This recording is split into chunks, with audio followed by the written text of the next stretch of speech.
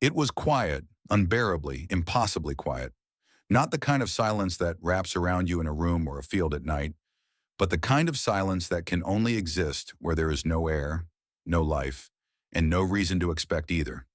It had been drifting for years, nearly half a century now, through that vast, unseen space where the warmth of our sun no longer reaches. Voyager 1 had passed the planets long ago. It had outrun the solar winds, left behind the gravitational whispers of the giants it once flew past, and now it was alone, 15 billion miles from home, farther than any human creation had ever dared to go, a speck in the darkness, a relic of our hope. For years, the world had forgotten about Voyager 1. It had become a footnote, a ghost ship still faintly calling home. But then, something happened. Something that pulled it out of the silence and thrust it once more into the spotlight of human wonder. NASA made the announcement with the composure of science, but behind the headlines and press releases, there was disbelief, fear, and awe. Voyager 1 had just made an impossible discovery. No camera could capture it, no lens could frame it. But its instruments, old, weary, but still loyal, heard something. A sound of sorts, a low-frequency murmur, rhythmic, structured, pulsing through the void where nothing should be. It wasn't supposed to be there. That place just beyond the heliosphere, the bubble where our sun's influence ends, was supposed to be empty, cold, quiet, lifeless. But it wasn't. Instead, it was singing. The plasma wave detector on board picked up vibrations unlike anything ever measured. Not chaotic noise, not the random flicker of cosmic winds, but a pattern, organized, consistent, as if something, somewhere, was sending out a message not in words or language, but in rhythm, in tone, in feeling. And then came the magnetometer, whispering in its own stunned voice. There were fluctuations in the magnetic field around the spacecraft, sharp, deliberate changes, but nothing from the sun could explain them. Nothing in the surrounding galaxy had stirred. The anomaly wasn't coming from some distant explosion or a fluke in the instruments. It was there, right beside Voyager, like something invisible was flexing the very rules of space. At first, no one wanted to believe it. It had to be a glitch, a software hiccup, a tired machine seeing ghosts in the darkness. But the data kept coming, day after day, each transmission confirming what the last one could not explain. And slowly the disbelief gave way to a chilling realization. Voyager wasn't drifting through emptiness. It had entered something, or perhaps something had entered it. The scientists called it an interstellar cavity, a dead zone, a place where particles are too sparse and energy too low for anything meaningful to occur. But now that same cavity was alive with movement. Invisible waves danced across its surface. Invisible hands playing an orchestra that no one expected to hear. It made no sense. For all our understanding of physics, for all the models and simulations, space between the stars was supposed to be dead, the great nothing. And yet here it was, speaking, not in human tongues, but in a language that brushed against the edges of thought. The raw instinct that something bigger was unfolding. The waves were not random, they were rhythmic, like breath, like heartbeat. It wasn't just their presence that defied explanation, it was their nature. Too smooth to be chaotic, too structured to be natural. Not from a black hole, not from a pulsar, not from anything we'd ever charted. And the more the team analyzed it, the more it began to look deliberate. Not intelligent, at least not in any way we know, but guided, like gravity pulling water through a carved channel, like wind through an unseen tunnel. The energy wasn't scattered, it was directed. And then, in the quiet rooms where scientists stare at screens and graphs, someone whispered the words no one wanted to say. This isn't just data. This feels like intention. Back on Earth, few people knew how much this shook the foundation of everything. Not just astrophysics, but philosophy. The belief that space was dead, that it was the absence of all things, had been part of human understanding for generations. Voyager had just punched a hole in that certainty. And maybe, just maybe, something was looking back through it. There were other anomalies. The cosmic ray detector registered sudden, sharp spikes, perfectly timed with the pulses from the plasma waves. It wasn't a coincidence. These weren't random bursts. They were precise, synchronized. Like space itself had found a rhythm and began to play it aloud. This wasn't chaos. This was clockwork. Something somewhere was keeping time. What could it mean? Was it a natural phenomenon we didn't yet understand? A new kind of matter or energy moving in patterns we've never seen? Or was it something deeper, older, something left behind or always there, waiting for someone or something to pass by and listen? Voyager, without trying, had become the ear pressed to the door of the universe. And on the other side, something was breathing. Back in the mission control rooms where gray-haired engineers still tend to the aging spacecraft, the mood shifted from routine to reverent. They'd sent this little probe out into the dark 47 years ago. They'd never expected it to live this long. They'd never expected it to find anything new. And now it might have found everything. No one knew what to do with the discovery. It wasn't a picture. It wasn't proof of life. It wasn't anything they could hold. But it was real. The data didn't lie. It came in slow, encoded in fragile transmissions from across the void. It took hours just to receive a few seconds of information, but it kept coming. Each new wave echoed the last. Each fluctuation matched the next. It was a pattern, a signature, and it had no name. In the quiet that followed, people began to wonder aloud. Had we been wrong this whole time? Was space not empty, but alive in a way we never imagined? Could it be that the silence we expected had always been humming, just too softly for us to hear? And now that Voyager was far enough, free of our sun's blinding energy, maybe it had finally caught the song that had been playing all along. It was a thought that kept people up at night, a chill that ran deeper than fear. Because if that's true, if space hums with structure and rhythm and meaning, then what else is out there listening? Or worse, waiting. But for now, Voyager 1 was still drifting, still listening, still whispering back the secrets it found one transmission at a time. And here on Earth, hearts beat faster with every signal, because something out there is moving, and we are not alone in the quiet anymore. Voyager 1 had crossed every frontier it was built for. Its mission to study the outer planets had concluded decades ago, and yet it had kept going. On borrowed time, with a fading power supply and instruments running far beyond their lifespan, it should have been silent by now, lost in a stretch of space so unimaginably vast that even the stars seemed still. But instead, it was speaking in pulses, in shivers, in waves that seemed to come from nowhere. And now scientists weren't just watching, they were listening, carefully, anxiously. Something about these rhythmic plasma waves began to feel like a whisper from the universe itself, like a melody we weren't supposed to hear yet. They weren't just unfamiliar, they were impossible. This wasn't a simple scientific oddity, it was a revelation. It didn't just raise questions, it tore holes in the answers we thought we had. In every lab where Voyager's data was being analyzed, the mood shifted from curiosity to disbelief. The environment Voyager had entered wasn't empty. It wasn't random. It wasn't even silent. It was structured, eerie in its precision. The waves moved like dancers across an invisible stage. There was cadence, symmetry, a kind of choreography. The old models had nothing to say about this. No textbook spoke of plasma waves in dead zones. No simulation had predicted patterns emerging from what should have been void. There were no stars nearby, no comets, no radiation bursts, just space, cold, supposedly lifeless. And yet it moved. And the more the data poured in, the more disturbing it became.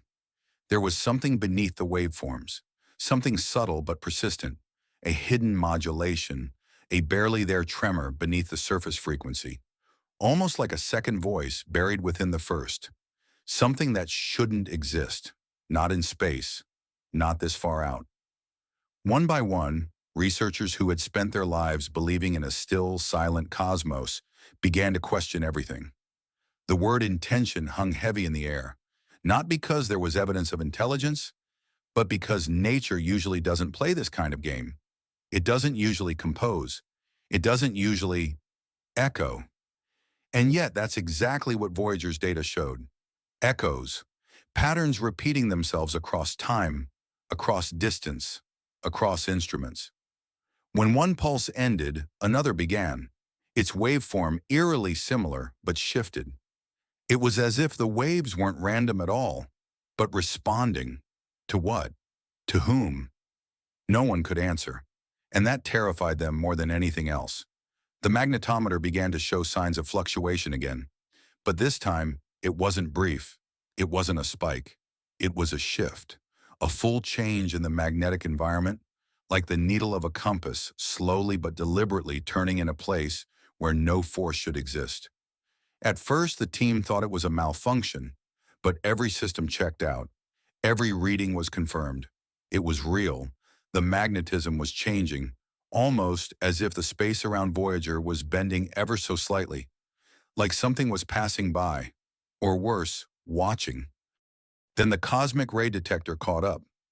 Sudden surges, repeating, synchronized bursts of energy. Cosmic rays, normally chaotic, were now arriving in order, almost as if following the music of the plasma waves, like drummers joining the rhythm of a song they knew by heart. And when these three instruments, plasma, magnetic, and radiation, began to sync, something clicked deep inside the minds of the people watching. It was too much to ignore. The pattern was too perfect. The timing too exact. Three voices all singing the same song. What if space itself wasn't quiet? What if it was a massive, ancient machine, always humming, always operating, just beyond the range of our senses? And now Voyager had gotten close enough to hear its heartbeat. That question sent shivers down spines. If that's true, then what is it doing? What is space doing? For decades, scientists had dismissed any notion that space could be anything other than a passive medium, a backdrop, a vacuum. But what Voyager was suggesting flipped the script completely. Space wasn't passive, it was active. And maybe it wasn't just the stage, but part of the play. One bold theory began to take shape. What if these waves, these patterns, weren't just anomalies? What if they were part of a network, a hidden architecture binding the galaxy together? Like unseen highways of plasma and magnetism stretching across the stars, linking them in ways we never imagined? Energy might travel along them. Information might be passed through them, perhaps even messages. Of course, that word, message, carries weight and danger. The moment you suggest it, people begin to leap toward aliens, civilizations, first contact. But this wasn't that. Not yet. This was different. This was the possibility that the galaxy itself might be a living system, not alive like an organism, but alive like a current, like a web, something that grows, breathes, feeds. Voyager, in its drifting silence, might have stumbled upon the nervous system of that web. Back at NASA, there was a shift in tone. The engineers who had spent decades nurturing this spacecraft suddenly felt as though they were caretakers of something holy, something profound. They had built a machine to see, but now it was hearing, and what it heard no one understood. In private meetings, some whispered about resonance, about how these waves might correspond to frequencies embedded in the fabric of space, that maybe they weren't new at all. Maybe they had always been there, waiting, waiting for something, anything to pass close enough, quietly enough to notice. And Voyager was quiet, a flicker in the dark, a child pressing their ear against the chest of a sleeping universe, in hearing, a breath. The scientific world began to stir, not with certainty, but with wonder. For the first time in decades, something had happened in deep space that couldn't be explained away by existing models. There were no equations to settle this, no textbook to consult. There was only mystery. And questions. Why now? Why Voyager? Why this exact spot out of all the infinite space it could have passed through? Some speculated about geometry, that Voyager had crossed a hidden line, that the universe might have boundaries invisible to the eye but etched in energy. Maybe these waves existed only at the edges, at the places where one kind of space ends and another begins. Maybe Voyager hadn't just drifted into interstellar space. Maybe it had passed through a veil. Whatever the truth, one thing was certain. The data was real. The waves were real. The synchronized patterns were real. And they were coming from somewhere. The void had a voice now, and humanity, through Voyager, was hearing it. What that voice is saying, no one yet knows. But the silence we believed in for centuries has finally cracked. And behind it, something vast is whispering. The power supply was fading. The instruments were ancient. The mission, by all accounts, was over. Yet Voyager 1 kept going, kept breathing, kept watching. In the vast silence between the stars, this tiny, fragile machine, built in the analog age by hands long gone, had become something more than a probe. It had become a witness. And what it witnessed, no one could have prepared for. The idea that space was just a vacuum, a frozen, static abyss, was comforting in a way. It meant we understood something, that we could chart it, measure it, control our expectations. But Voyager cracked that illusion open. What it heard out there in the darkness wasn't noise. It wasn't background radiation or the groan of dying stars. It was organized, deliberate, rhythmic. It was beautiful. The discovery shook more than science. It shook the stories we told ourselves about the cosmos, that we were alone, that between the lights there was nothing, that silence meant safety. But now silence meant mystery. Silence meant potential. And as the plasma waves sang, as the magnetic fields twisted in unexplainable dance, as the cosmic rays beat like the steps of an unseen march, the question grew louder than ever. What is out there? For months, the data came in slow fragments. Hour after hour, teams parsed the faint whispers from over 15 billion miles away. No one slept much.